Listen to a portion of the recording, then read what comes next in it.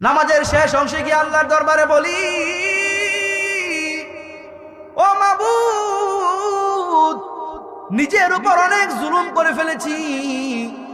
আল্লাহুম্মা ইন্নী যালামতু নাফসি যুলমান কাসীরা, নাফসি নিজের উপর যুলমান কাসীরা, অনেক বেশি জুলুম নিজের উপর করে ফেলেছি। ওয়ালা ইয়াগফিরু যুনুবা ইল্লা আনতা, তুমি ছাড়া কেউ ক্ষমা করবে না। ফাগফিরলি মাগফিরাতাম মিন ইনদিকা, তোমার পক্ষ থেকে বিশেষ যে ক্ষমা আছে তুমি আমাকে সেটা দান করো, আমাকে বিশেষ ক্ষমায় আমাকে মাফ করে দাও। ওয়ারহামনি ইন্নাকা আনতাল গফুরুর রহিম, আমাকে তুমি রহম করো, আর নিশ্চয়ই তুমি ক্ষমাশীল এবং দয়ালু। আল্লাহু আকবার। এই যে নিশ্চয়ই তুমি ক্ষমাশীল এবং দয়ালু, আল্লাহ পাককে বারবার বলতেছি।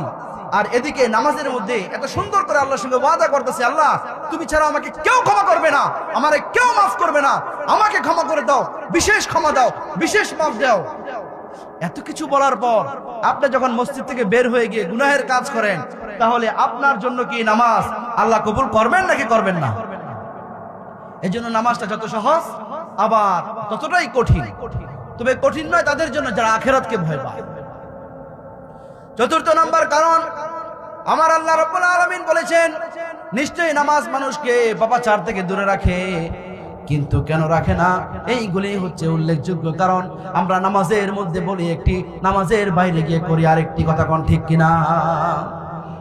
এরপর নামাজের বাইরে এসে ফজর থেকে শুরু করে জোহর, আসর, মাগরিব, এশার নামাজ পড়ার পর বেতের নামাজের মধ্যে দাঁড়িয়ে যাই, দাঁড়িয়ে সুন্দর করে একদম শেষ রাকাতের মধ্যে গিয়ে বলি, ওয়ানাতরুকু মাইয়াফজুরুকা, ও আল্লাহ, যারা নাকি গুনাহের কাজ করে আমি তাদেরকে ছেড়ে দিয়েছি, আমি এখন থেকে ভালো হয়ে গিয়েছি।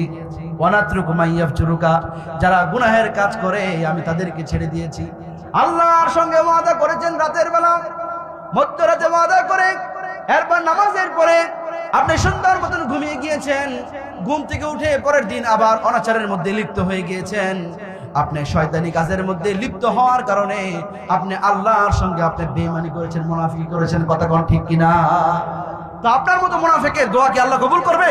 নামাজ কবুল করবে? করবে না। এই জন্য ওয়ানাতরুকু মাইয়াফজুরুক, নামাজের শেষ অংশে যেভাবে বলবেন ঠিক এইভাবে আমল করার চেষ্টা করবেন ইনশাআল্লাহ।